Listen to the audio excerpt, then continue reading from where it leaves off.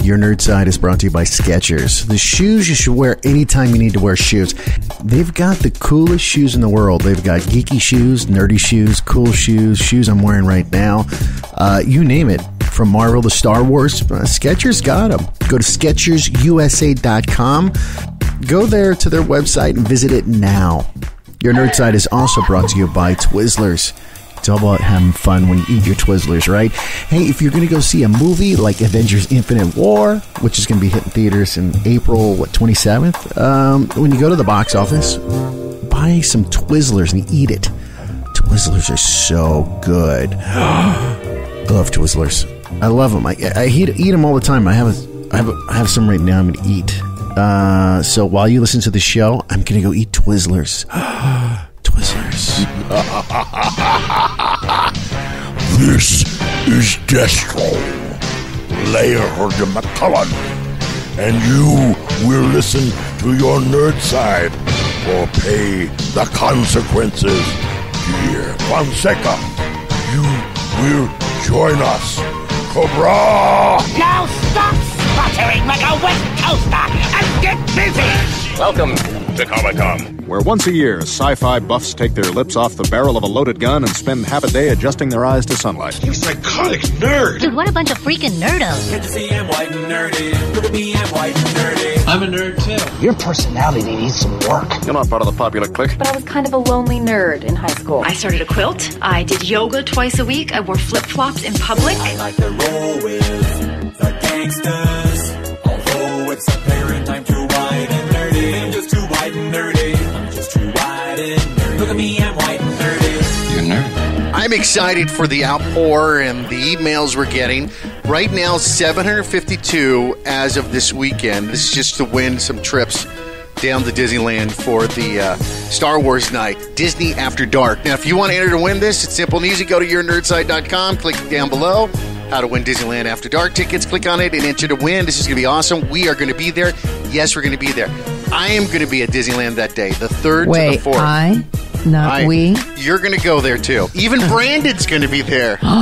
Brandon's going to be there. He'll be giving out autographs, and he's got glossies of himself. He'll be giving out. Hey, welcome to another show. And if you're looking for some fun and you're looking to learn everything about, well, in pop culture that's just on the nerd side, what do I mean? From movies to video games to anything in between and stuff about comic books. Well, if we don't talk about it, it's always on the website. We've got articles about gaming news, comic book news, yournerdsite.com. AMV is in studio with us today to talk about some great stuff, like a movie we saw. Ready Player One. Yes, Ready Player One, which we did a review on, improves immensely on the book, really. Yes, immensely. I went through some stuff, and I've been reading part of it right now. I only got halfway through the book. I've been reading every time on the John. Also, we're going to talk about, are you guys ready for this? More news. Matt Damon might possibly be, well, a villain.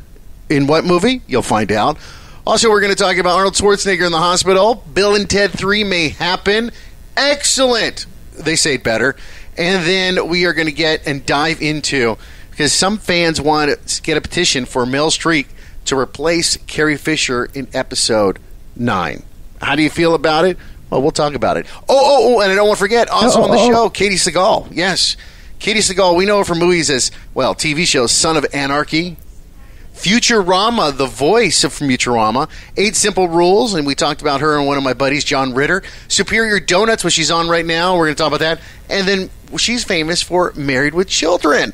We'll get into that a little bit later on. But first, let's dive into some movies. So the movie that really blew everyone away this weekend, and there wasn't a lot of buzz on it, but now there's a lot of reviews about how hot it is right now. Really? I think there was a lot of buzz. No, not a lot of buzz. I mean, not Avengers, comparable to definitely the Avengers or Black Panther, but in the fanboy world, definitely.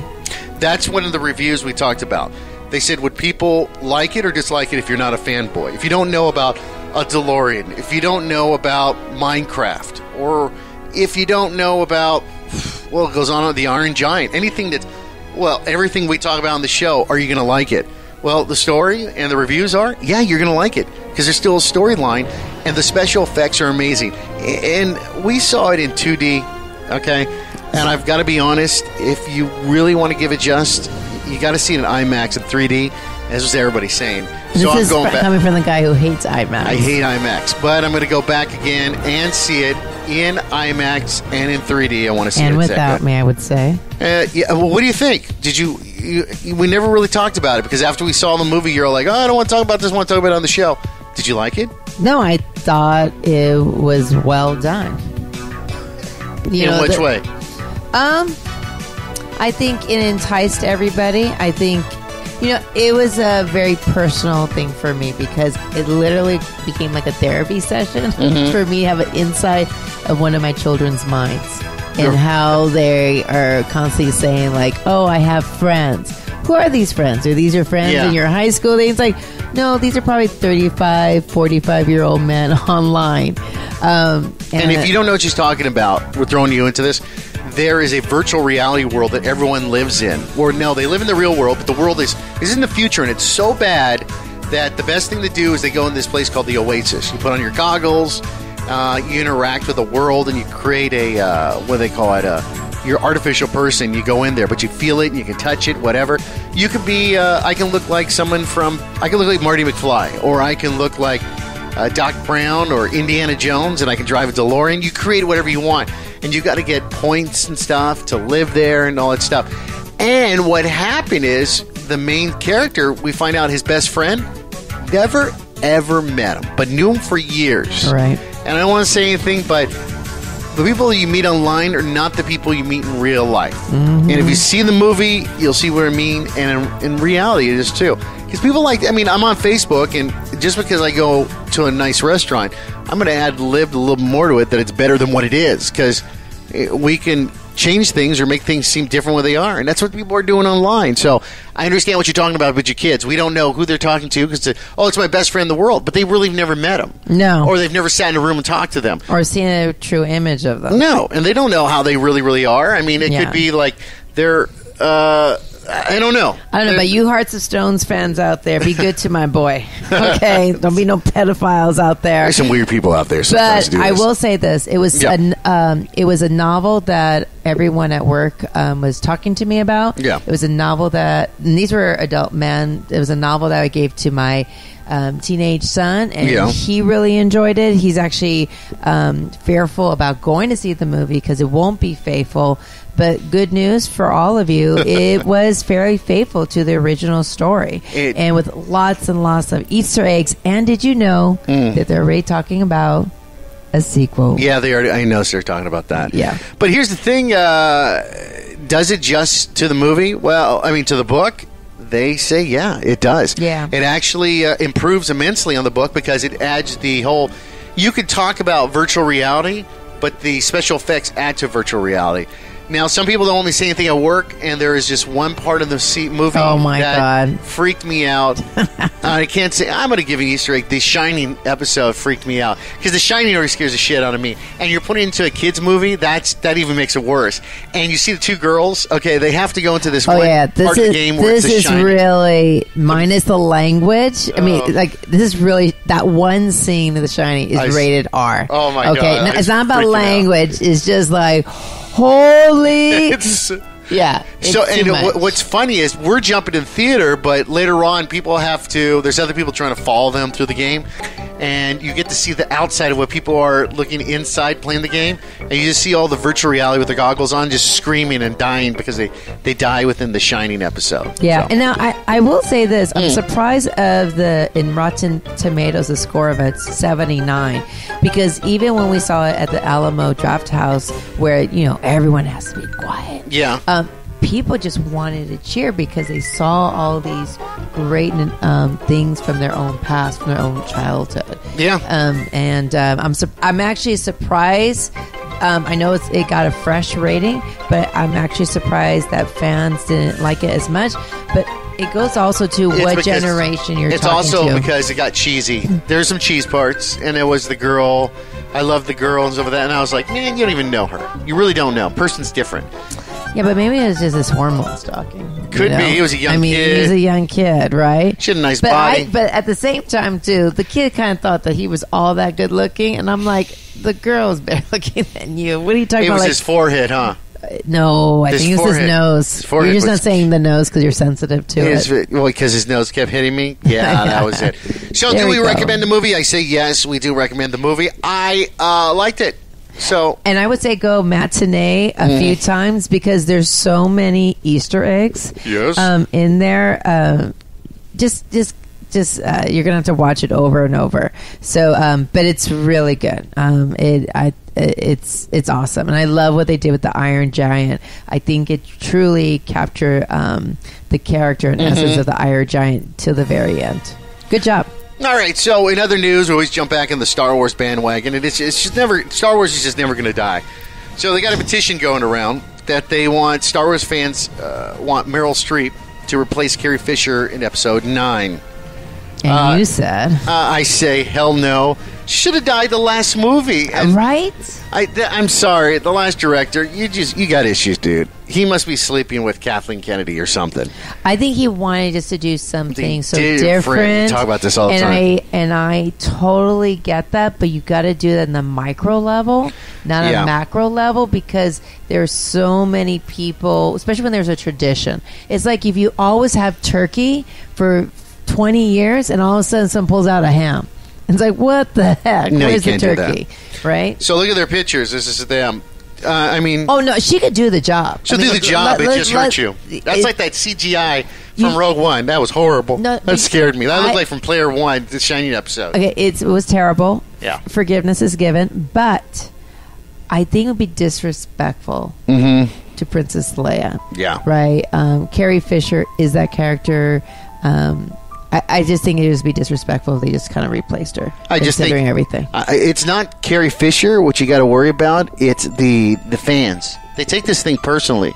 Well, yeah, but then listen, if you go to petitionsite.com, those are the ones who are trying to push it. They need 8,000 signatures, and they're nearly there. I don't know who these individuals are. I really don't know. Probably the Meryl Streep fan club is pushing behind this. They want to do it. We'll have to see. Either they're going to CGI her, or they're going to have replace her. Yeah, but J.J. Abrams has said that that storyline is going to be resolved. And I think Meryl Streep is too smart to take something like that on. Yeah. Right? I mean, she's the only member of the original Big Three left alive at the end. So the filmmakers clearly had more plans for her moving forward. But the director wasn't that smart about it. So, but there's ways to be creative, and I'm sure they have extra scenes too, where right in the beginning she's in being a general and doing work, and all of a sudden, like, oh my God, there's an explosion, and then she works as a martyr. So I don't know. All right, in the Marvel universe, we're going to switch over to another entity for Marvel. I mean, Disney, actually. Matt Damon is making a return to the MCU as Spider-Man Homecoming villain number 2. He says he doesn't know yet. Confirmed? No, he might take it. He might not. It keeps changing every other week. Now, he was in a Marvel movie. Do we know which one? I'm blanking. Thor Ragnarok. He was the actor in the beginning. Oh my God! Yes. Very good. And so he's already in there, but he's a little. I think it's Marvel Studios. He's a little afraid about it. So we don't know yet. They're going to touch him in a... Well, no, not known for doing the best thing, and we don't know if Disney is going to be working with it completely or not. If it is, if it's him or anybody else, it's going to be setting up the Sinister Six. They're thinking about using him for Doc Ock, and of course, a younger version of a scientist that turns kind of nuts and all that good stuff. Do you really think the Sinister Six is going to come through? I don't know. I know you want to, but I don't think it is. Six. I know you really do. Do you want to tell everyone who's in Sinister Six? The Sinister Six. Drum roll, please. The Sinister Six is 6 evil guys. I'm just messing, guys. Dr. Octopus, Mysterio, Electro, something the Manhunter. Is it Magnum the Manhunter? Mm-hmm. Rhino sometimes. Right. Who else we got in there? You say Mysterio? Mysterio, yeah. Mysterio was my first Scorpio. I read about. Scorpio. Scorpio. He gets in there. But that takes a lot Vulture? of time. Vulture. Yeah, the Vulture. Ooh, no, there's no way, man. He's in jail. That's why. No, I mean, so don't you think he's always going to side with No. Parker? He said this. Listen, and what we're talking about is Homecoming now. Michael Keaton, because he saved his daughter and saved him. Listen. Peter,